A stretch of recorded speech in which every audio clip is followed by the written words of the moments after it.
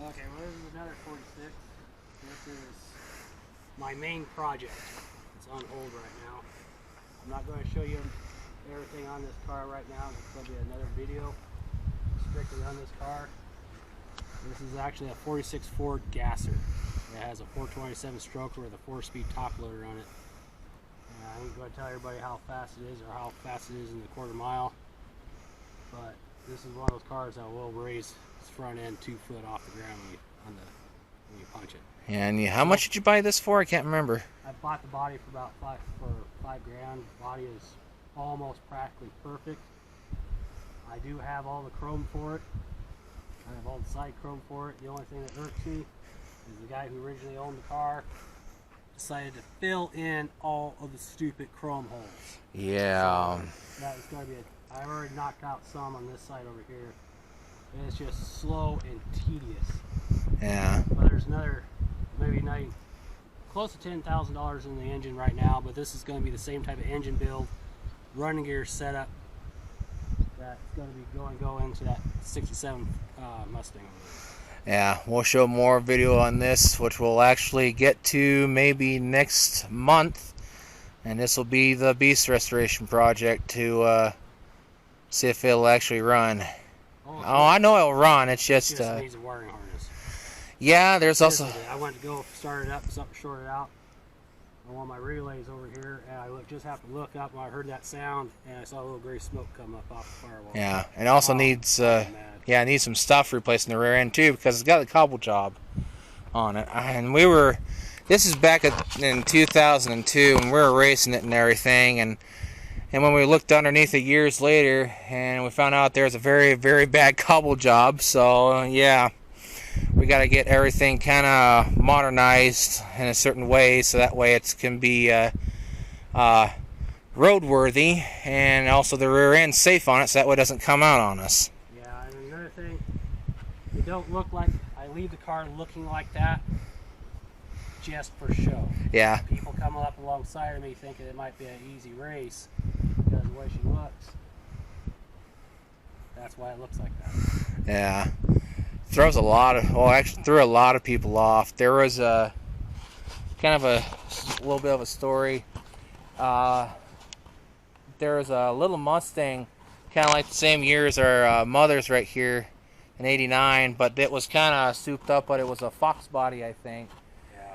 He came up beside of us, and this has the side dumps and everything for more horsepower. He revved it up to Tucker's, the coupe here. And when Tucker revved up back at him, he just kind of took a right turn immediately and left. Yeah, it doesn't really work. No, and he knew we were getting ready to race because he threw it in first, and he was revving it up to 2,000 RPM, and the kid kind of chickened out. I had it revved up. I was getting ready to pop the clutch. He took it right. Yep, he cowered it out, and that was back in 2002. That was years ago. So if you ever do watch this, I know we're not calling you out or anything, but if you ever stepped up to someone like that, like us, again, don't cower it out. We'll race you. But now in today's age, sadly, there's a lot of cars that'll actually beat this now, as the technology has changed from almost 20 years ago. It's for its class. It's fast. Yeah, it's Class bracket. Yeah, it's a '60s style gasser with big rims, big wheels. Yeah. Yeah, and of course, this little Mustang. I know there's people that collect these and everything. It's our mother's car. It's an '89 Mustang LX, 5-speed with a 2.3 liter. I'm not going to show it because we got to get new door handles, because the door handle on that side broke, and these models are very notorious for the door handles breaking. And for some reason, when the paint started chipping, this thing just started rusting. Yeah. I still can't figure that out. It was quick. Yeah, but now that I have know where I can get the parts for it, it's on that restoration list, so she can drive it. Yep. Once again, cjponyparts.com will be down in the description. Now, this is a kind of a rare car, supposedly, because not many people chose the 2.3 to 4 bangers in these. But this has one, and it's actually a really nice running car. We were wanting to put a 289 in it. She won't let me. Yeah, so in the future we may get a Fox body and do something with it, because for some reason, since now we have 3 Mustangs in the yard, we're starting to get Mustang fever a little now. Yeah, I'm going to stop at my 67. I like Mustangs. Yeah. As you can see, I like my oldies. Yeah, but Fox body, and well, I still want to get a 68 Dodge Charger, but thanks to Dukes of Hazzard, nothing against to the show or the actors and everything, I still have respect for all of them. But you guys kind of ruined the outlook on Dodge Chargers. It's really hard to find a 68, and plus two, I don't have the money to get a really decent 68 Dodge Charger right now. So I don't care if it's a 3-speed, 4-speed, or automatic. I just want a 68 Dodge Charger and modernize it. And of course, the other car I want to get, now I've decided it, it's going to be kind of hard in itself, is a 1970 Mustang Fastback, like the one that I lost years ago. So that's going to be something in itself. So we're going to go over to the other spot where the other car is at, so be right back. Alrighty, we're at the other section of the property, which... There's actually 6 cars over here, we're only going to show 3. The other 3 are actually in storage. Not a whole lot of room to show them. And don't... Here's another one of my projects I'm working on slowly. Yeah. 48 Ford half-ton F1. My big plan is... It is a complete truck. I mean, I have the fenders, everything else is stored inside. I'm in the process of putting a 460 on this right now. I'm not going to do anything special to it. I'm just going to leave the 4-wheel on. Yeah. That should be light enough to... This actually has an extremely rare box on it, too. Right. I was told there's supposed to be extra indentations on this box. Yeah. I'm still researching it. There's supposed to be only 500 of the boxes made. And which... I had a guy try to trade me straight across his fully restored box for this. And as you can see, yeah, of course, the side right here. That kind of flew up a red flag. Yeah. And I decided, no, I'm going to keep it with the truck, and that's when he told me. But until I find out for sure, then I'll go with that. Yeah. Of course, it's all gutted out. It's almost kind of ready for certain things to be done to it. Not much to really show. And of course, don't mind the place. We're still cleaning up stuff. Try to get rid of this darn wood. Yeah, we knocked down an old garage that was ready to fall down. Yeah. Of course, this one here is another one I'm working on. This is a 56 Ford sedan. This was actually originally going to be my first car I was ever going to buy until I laid eyes on the 66. Yep, and this is a custom line from the custom line production line. Custom line from the production line. But as you can see, some of the stuff is pretty rough. I know where another door is. I'm going to get for it. Yeah. Those seats somebody put in, those seats are not original.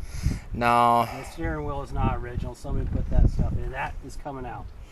I'm not going to open up the door because there's some stuff in the way. That's going to be placed into the garage real fast. Well, other than that, shortly. I do have all the chrome for it. Yeah. See here, custom line. This is the predecessor to the custom 300s, if anyone's ever curious. Actually, I could probably open up the door a little bit, because this actually has flipped once, which has 111,000 miles on it. But I don't know if I can get much closer to it. Got the radio, bunch of stuff, everything to it. And yeah, this is going to be a very fun car once it gets done with it. I know some people, when they see it, it's like, oh no, it's a sedan. It's like, well, to be honest, sedans and the hardtops, you gotta love them. Yeah, we love both sedans and hardtops. Now that's supposed to 4-door though. The front fenders need to be replaced, but I know like 55, 56 millimeter are changeable. Yeah. But the rest of it's pretty solid. It's solid. Yeah, once we get a few more places sanded on it, we're going to see on what's been filled on it. Because someone back in the day tried to do something to her. But, And of course, too, here's the thing. This actually has the 3 cat insignia on it, just like my 66 Galaxie. So I don't know what that means. And some of those even have the 2 and 1 cats on them as well. Yeah. So yeah. So Ford, if you ever do come across this video, it would be greatly appreciated if you actually told us what the difference is between the 3, the 2, and the 1 cat insignias on your cars, because we can't seem to find them online anywhere. And of course, here's this. This is 1927 Model T. The only thing original for a 27 that's on this is the radiator and the engine. What the guy did, I don't know what he was thinking. He took a 25 Teton body, shortened it up to try to make it run. Yeah, he This is actually this is actually the back part of the Teton. This should be sitting back here. This is actually all 25 stuff, 25 gauges. I don't know where the guy got this, but this door's a 25 Teton. The steering wheel, not a lot of difference between 25 and 27. I remember that. Yeah, but this car actually runs. This is, believe it or not, it's I paid about $350 for it. Yeah, $350 for it, where the engine through one magazine's what, 2,500 or something like that? I can't remember, but this does have the 12-volt system, as a 12-volt alternator. Yeah, it's conversion. It's been converted. When I saw those particular parts on it, that's the reason why I bought it. So if I cannot find the original body for a 2627, I'm going to be making a Model T Speedster. Yeah, and of course you can see here with you know, that I recently brought that out. I got to put that back in, but this is the back of the futon, futon, excuse me. And he kind of just we know that the old guy was trying to do something with this, but the body is not savable. The doors are. A few things on it are. A few things are. I mean, yeah. Steel. But everything that you're looking at is a 25. Yes. Serial numbers. The strange thing too on the serial numbers on this is my book. I don't know if my book is complete or not, but according to it, my serial numbers show up after Ford says they stopped making it. So I'm thinking maybe my book is wrong. Yeah. And of course, not much to the dash or anything. It's just very basic to a Model T. Yeah, and I actually had to look online to figure out how to drive the thing too. Yeah. And when we get this going and everything, we'll show you how to drive it and how to start it and everything, because there's a specific way to start these up here, especially with this, because you got to start them with your left hand, and you have to, you know, well, see if you can, well, no, wrong hand. I'm trying to do a demonstration here. Here, let me show you. Here, you hold the camera. I know, but there's a certain way when you actually start them. You always start them like this with your left hand, because if you start them like this, and if it kicks back at you, you're going to break your arm. So you start them like this, because if the back's kicked, then you can actually let go like that and you won't get a broken arm.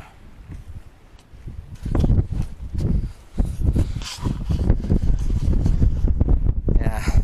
Yeah, according to the store, we have a 27 Chrysler Coupe, which, you know, like I said over there, it came out with a straight 6. Still has all the original Delco Remy gauges on it.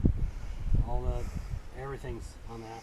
Yeah. 66 Galaxie Thunderbird Special. And then there's what year was it? It's a 69 Fairlane 500 Fastback. This is a Fairlane Torino, wasn't it? It's actually, well, here's the.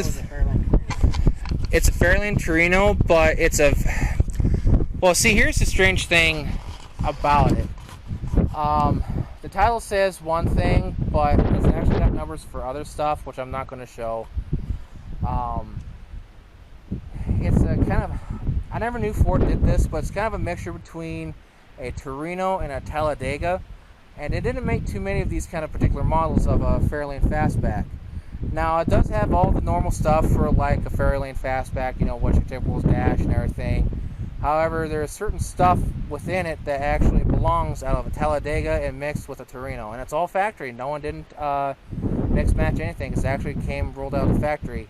I can't remember where it came. It was like either someplace back east. It came from Illinois or Detroit. I can't quite remember, but when we get a garage built and everything and stuff, you know, the car is placed out.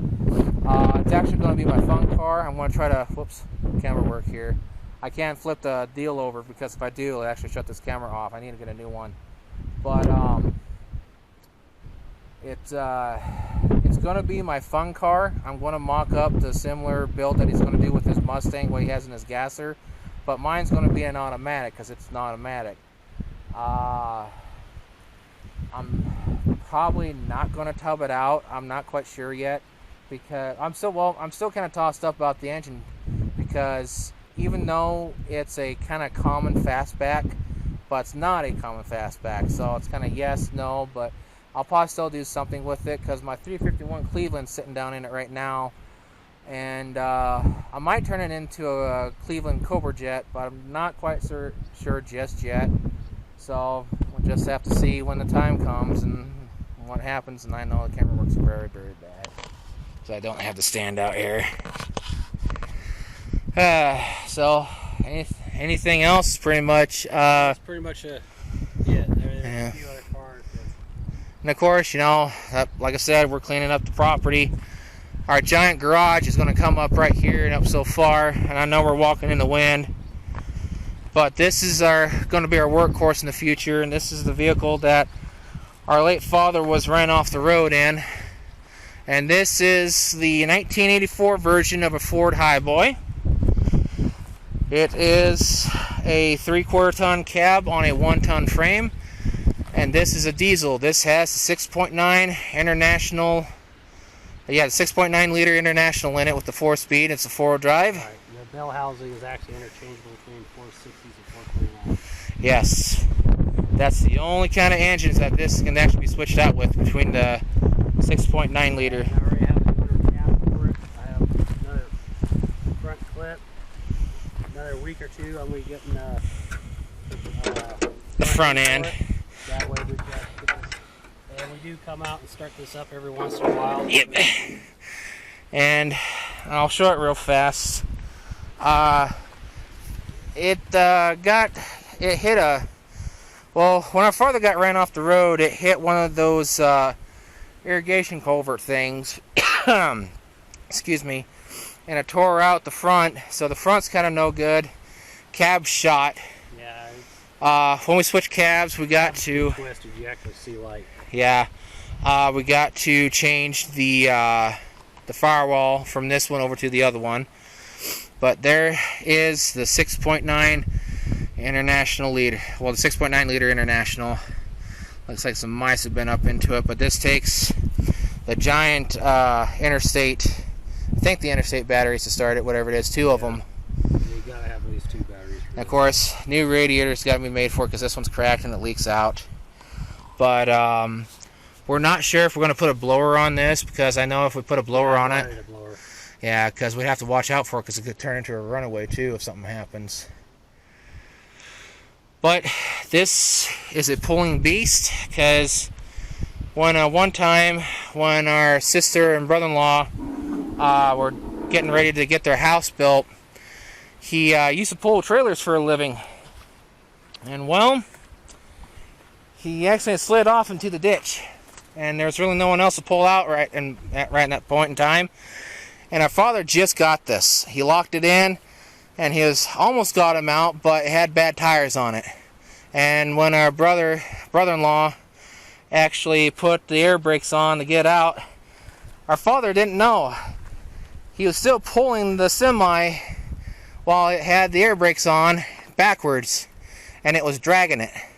So we're actually very, very proud and respectful of this Ford because most 6.9 liter internationals are kind of okay, but for some reason this one and this old diesel is a pulling machine. And this is going to be a project for both of us to start working on next year. Won't take much to redo, but we're going to put the extra accessories on it. And wasn't this a Ranger, but it wasn't marked? I can't... Yeah, because this was actually marked wrong. It was originally blue, and someone painted it white. We're going to keep it white. Just got to switch a few things over, but... coming off of it, still have the original box for it. Yeah. But yeah, this is a... I truly do believe that this was the Ranger. Yeah. But it was not an XLT. I can't remember, but it was marked wrong. And it was marked wrong from the factory. So we got to figure out on what's going on with it. So that way we can mark it properly. So Ranger XLT. And I can't hook that, because I can't see. There we go. But yeah, I know some people aren't diesel fans, but yeah, there you go. We actually do like diesels.